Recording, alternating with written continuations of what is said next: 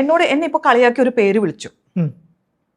അപ്പോൾ എനിക്കത് കേട്ടിട്ട് അല്ലെങ്കിൽ ഒരു കോമൺ ആയിട്ടുള്ള ഒരാൾ വളരെ ഈസി ആയിട്ട് തള്ളിക്കളയുന്ന അങ്ങനത്തെ ഒരു കാര്യമാണ്. പക്ഷെ ഞാനിത് ഭയങ്കരമായിട്ടുള്ളൊരു ഇമോഷണൽ റിയാക്ഷനാണ് തന്നത്. കുറച്ച് നേരം കഴിഞ്ഞപ്പോൾ എനിക്ക് തന്നെ തോന്നി ഞാൻ എന്തിനാ അവിടെ അങ്ങനെ ബിഹേവ് ചെയ്തത് എന്നുള്ളത്.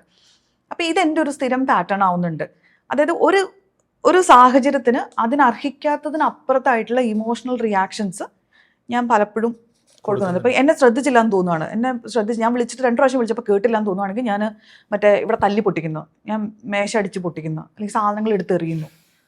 അത് നമുക്ക് ലൈക്ക് അതൊരു എന്താ ഒരു കുറച്ച് അങ്ങനെ നമ്മുടെ പാറ്റേണുകളിൽ വ്യത്യാസങ്ങളുണ്ട്. അല്ലെങ്കിൽ ഇപ്പം എന്തെങ്കിലും ട്രിഗർ ഉണ്ടായി കഴിഞ്ഞാൽ നമ്മൾ 2-3 ദിവസം അതിൻ്റെ തന്നെ ആ പ്രശ്നത്തിൽ ഇങ്ങനെ നമുക്കതിൽ നിന്ന് പുറത്ത് വരാൻ ഭയങ്കര സമയം എടുക്കുന്നു.